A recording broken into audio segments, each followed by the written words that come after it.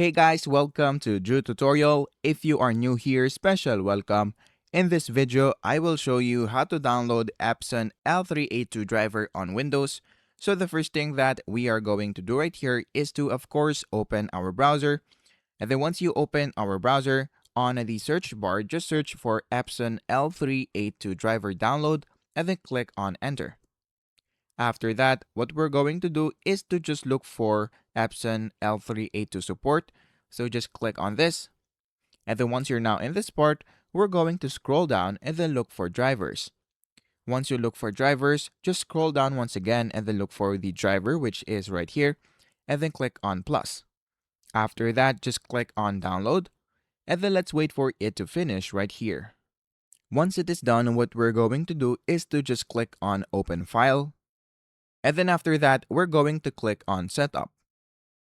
Once it is done, just click on OK. And then after that, just click on OK right here. And then click on Agree, click on OK. And then after that, the printer will now be installed. So let's wait for this to finish. If you found this video helpful, please make sure to like and subscribe. That would be much appreciated. After that, just click on Manual right here. And then in this part, what we're going to do on the available ports is to look for any USB port that you will see right here. However, in my case, I don't have any USB port, so I'm just gonna click on Null right here and then click on OK.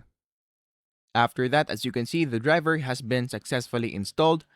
So just click on OK right here. So what we're going to do next to double check it is to go here on the search bar and then search for printers. After that, just click on this one. And then if you look right here, you will now be able to see Epson L382 driver. So that is basically it.